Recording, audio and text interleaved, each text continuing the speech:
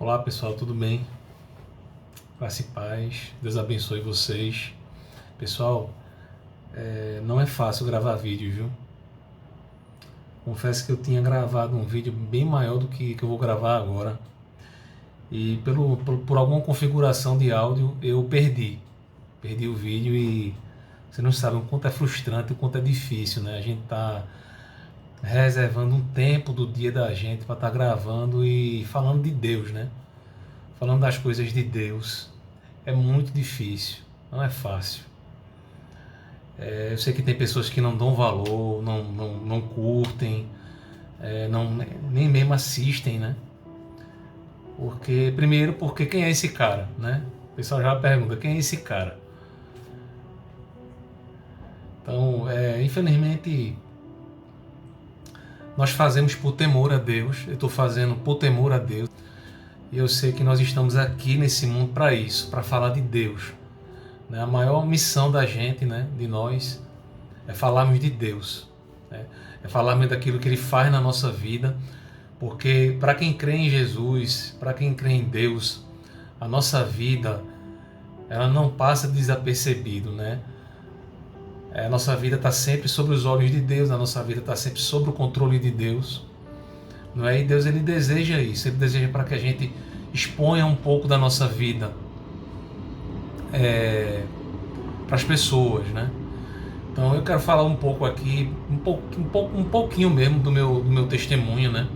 Porque é que hoje a minha fé hoje ela é tão centrada em Jesus, né? Porque que hoje eu não tenho dúvida alguma de quem é Cristo, do plano dele para minha vida, não é? Porque eu já me desviei algumas vezes na minha vida, né? Antes, né? E um desses desvios que eu cometi foi numa época em que eu estava acreditando no espiritismo, pessoal. Eu passei uma época muito difícil na minha vida, uma época de muita ansiedade, né? Crises de ansiedade, depressão, né? Estava buscando sentido, respostas para muitos sofrimentos, principalmente da minha alma, né? Daquilo que estava dentro de mim. E nesse período eu comecei a frequentar centros espíritas, né? Comecei a comprar livros que falavam sobre o espiritismo, livros, por exemplo, como o Evangelho segundo o Espiritismo, de Allan Kardec, né? O Livro dos Espíritos. Inclusive tem até um livro que falava, cujo título era Espiritismo, né? O elo perdido do cristianismo. Né? Então eu tentava justificar, né?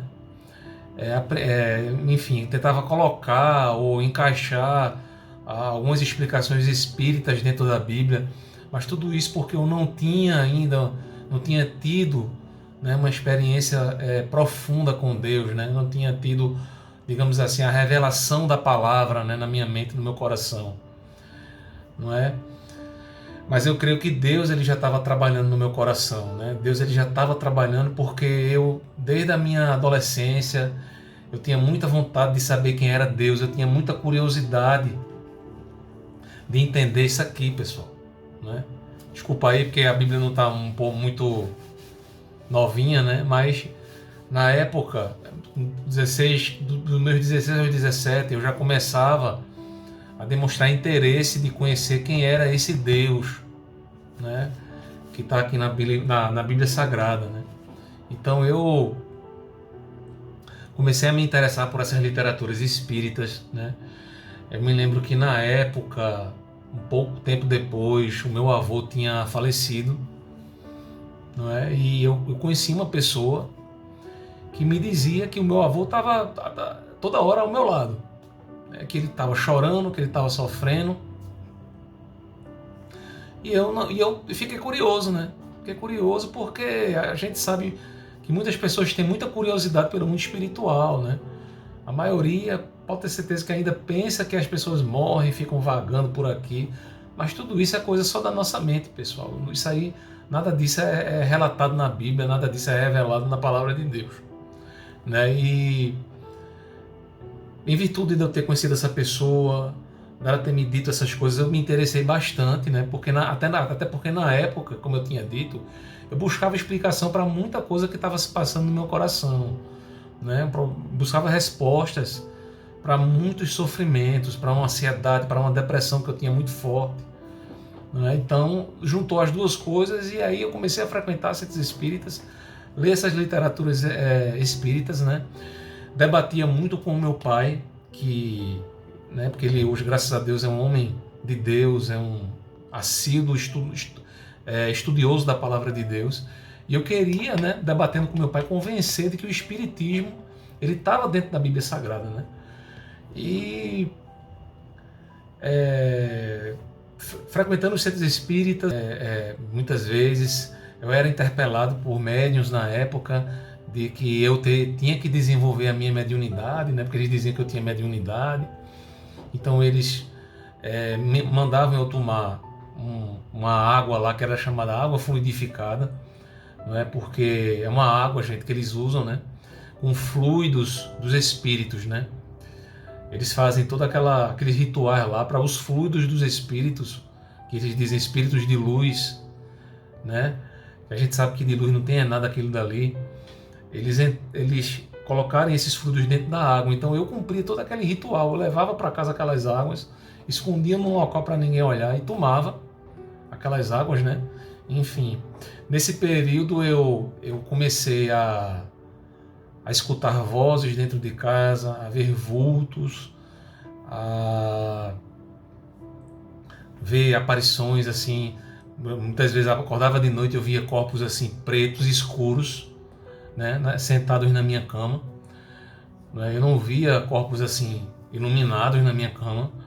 Então, creio que Deus já permitiu eu ver desde essa época esses corpos escuros, né, para dizer que realmente de luz não tem nada. Entende? Então eu comecei a achar que realmente eu estava desenvolvendo a minha mediunidade. Eu escutava barulhos de portas abrindo, portas fechando, né? E interessante que minha casa, na casa onde eu estava, né, onde eu morava com meu pai na época, as portas estavam todas fechadas, né? Porta do meu quarto fechada, porta da casa fechada, mas essas portas que eu ouvia, que abria e fechava, eram muito espiritual, né? Eu creio que quando nós estamos trilhando esse tipo de caminho, realmente brechas se abrem, né? Quando, muitas pessoas usam esse termo brechas, e essas brechas realmente são portas que se abrem no mundo espiritual para a entrada desses espíritos, né? Que nós sabemos que não são espíritos, não são anjos, digamos assim, né? Mas espíritos caídos, né? Que enfim, entram na nossa vida em virtude de brechas que abrimos, né? De crenças que nós começamos a acreditar, de costumes que nós começamos a acreditar que não estão dentro da palavra de Deus, né? Que não são avalizados pela palavra de Deus, né? Então, pouco tempo depois eu comecei, pessoal, e aí eu já digo que Deus já estava começando a trabalhar dentro do meu coração, né? Eu começava a me questionar, né? Por que eu estou passando por isso, né? Por que eu estou escutando tanto esses barulhos, né? Se era para eu estar tendo paz, por que eu estou escutando tanto isso, né? Enfim, e até que um dia eu fui convidado, né, a conhecer outro centro espírita maior, né, que era cheio de estátuas, né, cheio de essas estátuas, né, esses monumentos, né, que representam as entidades que eles acreditam, né, e por sinal muito bem trabalhados, né, muito bonitos. E quando eu entrei dentro desse centro espírita, pessoal, comecei a ver muitas pessoas incorporadas. E quando eu olhava para elas, eu não sentia algo bom. Eu não sentia algo bom, né? Eu comecei a estranhar aquelas situações, né? Aquelas pessoas, a forma que elas estavam, né? Como eu falei, creio que Deus já estava trabalhando dentro do meu coração. Até que foi a hora em que eu fui falar com a médium lá, né? E a médium falou para mim: olha, Rodrigo, você está com... Alguém fez um trabalho para você, né, e você precisa desmanchar esse trabalho. Então você vai trazer para mim, na próxima sessão, uma garrafa de uísque, uma caixa de charuto cubano e um pacote de fuba, né? Então, vocês já devem saber o que é, né? Pessoal, nesse dia, quando eu saí do centro espírita, eu comecei a me questionar, né? Porque quando Deus tem um propósito na sua vida, né? Quando Deus já começa a mexer no seu coração, uma hora ou outra você já vai começar a sentir algo estranho dentro de você. Você já vai começar a estranhar as situações que estão lhe cercando quando você está se desviando. Eu creio que isso estava acontecendo comigo. E quando eu comecei a pensar naquilo que ela tinha falado para mim, né, que eu tenho que levar charuto, fuba, uísque, eu comecei a me lembrar de quão simples a palavra de Deus ela era, né? De quão simples, apesar de tão poderoso, de quão simples, né, as palavras de Cristo elas eram, né? Porque eu me lembrava daquela passagem onde Deus, de Cristo, né, dizia: para vocês orarem, vocês vão entrar no seu quarto, fechar a porta, né, e vocês orarão em secreto. E o seu pai que o vê em secreto, né, lhe recompensará. Eu me lembrava dessas palavras, né? Eu pensava para mim, falar para mim mesmo na minha mente: peraí, pô, pai, eu vou falar com Deus, eu só preciso entrar no meu quarto, fechar a porta do meu quarto e ajoelhar. A palavra de Deus, ela diz isso. Então por que é que Deus, para falar comigo, eu tenho que estar cumprindo tanto ritual, eu tenho que estar tomando água fluidificada, eu tenho que estar tomando passe, eu tenho que trazer fuba, eu tenho que levar uísque, eu tenho que ir para uma mãe de santo ou para um pai de santo. Então assim, toda aquela complexidade começava a ser desconstituída na minha mente, porque Deus já tinha começado a trabalhar há algum tempo, né? Então, gente, por coincidência, nesse mesmo dia, quando eu cheguei na minha casa, já com esses questionamentos na minha cabeça, né? Já era tarde da noite. Foi quando eu liguei o rádio, né? Porque eu tinha um rádiozinho MP3 também que, né, eu escutava muito rádio evangélica na época. Coloquei o fone, deitei na minha cama e nesse dia escutei a pregação de um pastor bem conhecido, vocês já devem ter ouvido falar, João Henrique Palharim. Isso há alguns anos atrás. Eu era mais novo do que eu sou, bem mais novo do que eu sou. A pregação, por coincidência, era sobre o Espiritismo. Então veja como Deus ele é, pessoal. E quando eu comecei a ouvir o pastor, né, falar, explicar, né, sobre a reencarnação, né, falar de Jesus, falar que a obra de Cristo já foi cumprida na cruz do Calvário, e que o papel de salvação não era meu, era de Cristo, que Jesus já tinha pago o preço por mim, já tinha me remido e me justificado, e que a minha fé é que era suficiente para Deus me reconhecer em Cristo. Gente, quando essas verdades começaram a entrar dentro de mim, entrar no meu coração, tudo aquilo ali foi me limpando, gente. Tudo aquilo ali foi tirando aquelas dúvidas que eu tinha, né? Foi esclarecendo a palavra de Deus no meu coração e foi solidificando a fé dentro de mim. Então, por isso, desde aquele tempo até hoje, pessoal, nunca mais tive dúvidas de que a palavra de Deus, de que Cristo, né? E esse livro aqui, todo ele é centralizado na figura de Cristo. Nunca mais eu me desviei, gente. Nunca mais eu tive dúvida de quem Cristo é. Nunca mais eu tive dúvida de que Jesus é a palavra, né? Jesus é o caminho, né? Como ele disse, eu sou o caminho, a verdade e a vida. Ninguém vem ao Pai a não ser por mim, né? Então eu creio, pessoal, que Deus ele tem um anzol. E aqui eu quero usar essa analogia do anzol. Deus ele tem um anzol. Ele coloca um anzol em nós, né? Quando Deus tem um plano na nossa vida, ele coloca um anzol em nós e ele vai deixando lá, ele vai dando linha. A gente vai andando, a gente vai se desviando, a gente vai acreditando em uma coisa, em outra, né? A gente toma às vezes vários caminhos, mas tem uma hora, pessoal, que Deus ele nos puxa para ele, não é? Então foi isso que aconteceu na minha vida, né?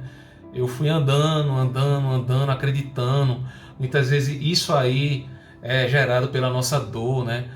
Por dificuldades que a gente está passando, que a gente tenta encontrar explicação para as dores da nossa alma, para as dificuldades que a gente está passando, né? Porque o Espiritismo, pessoal, ele é muito atraente, porque ele traz explicação para tudo que a gente está passando. Para cada dor que a gente está passando, ele tem uma explicação, né? Mas o Evangelho ele é simples. O Evangelho, pelo contrário, ele não nega as nossas dificuldades, né? O próprio Jesus falou que na vida nós teríamos tristezas e aflições, né? Mas ele diz: tem de bom ânimo, eu venci o mundo, né? Então as dores, as dificuldades que a gente passa, elas são pedagógicas, elas fazem parte das nossas vidas, né? Elas têm uma finalidade que é nos aproximar de Deus, né? O próprio Jesus falou a Paulo que ele não tiraria o espinho na carne de Paulo. Por quê? Porque a própria fraqueza de Paulo, né, ela era um canal para que o poder de Cristo se aperfeiçoasse nele, né? Então, pessoal, eu creio, né, por isso que eu fiz essa analogia do anzol. Deus um dia vai lhe puxar, né? Se você está escutando essa palavra, né, se Deus tem um plano na sua vida, se um dia você acreditou na palavra de Deus e você hoje está acreditando em outras religiões, se você está tentando encaixar a palavra de Deus em qualquer outra doutrina, seja doutrina de homens ou doutrina que não seja de homens, mas que não esteja na palavra de Deus, pode ter certeza que um dia Deus vai puxar. O anzol de Deus está em você, ele vai puxar você para perto dele, porque assim foi com a minha vida. Amém? E assim eu creio, pessoal. E aqui eu quero deixar uma palavra para vocês para fechar. Isaías 37, verso 29, que diz assim: por causa da tua raiva contra mim, e porque a tua arrogância subiu até os meus ouvidos, eis que porei o meu anzol no teu nariz, e o meu freio nos teus lábios, e te farei voltar pelo caminho por onde vieste. E é justamente isso que Deus faz com a gente, pessoal. Quando a gente está passando por uma dificuldade, por uma dor, por algo que a gente tenta encontrar explicação, a primeira coisa que a gente sente é o que? É raiva. A gente sente raiva de nós mesmos, a gente sente raiva também muitas vezes de Deus, a gente sente raiva das situações, a gente sente raiva dos nossos pais, porque a gente acha que tudo tem uma explicação, né? Mas a palavra diz aqui, né, que Deus ele permite isso, né? Ele coloca um anzol, né, para quando for no momento certo ele puxar a gente para perto dele. Amém, glória a Deus, aleluia. E é isso que Deus ele faz conosco, pessoal. Então eu quero deixar essa palavra, esse meu pequeno testemunho, e você que de repente esteja passando por uma situação dessa, que Deus lhe ilumine, né? Porque eu sou prova viva de que nada além disso aqui é a verdade, pessoal. A verdade está nesse livro daqui, ó. A verdade é Cristo. Ele morreu por você, ele ressuscitou e ele vai voltar. O que o diabo quer é roubar a sua fé. A sua fé centrada aqui, ó, nessa palavra. A nossa fé precisa estar centrada nessa palavra que é a Bíblia Sagrada. Então, que Deus abençoe a vida de vocês, né? Se vocês conhecem alguém que precisa dessa palavra, curtam, né? Compartilhem. Não é porque, gente, eu faço do meu modo, eu estou gravando esse vídeo do meu modo. E quem sabe, né, que se outras pessoas não podem ser alcançadas por esta palavra, né? Pessoas que estejam acreditando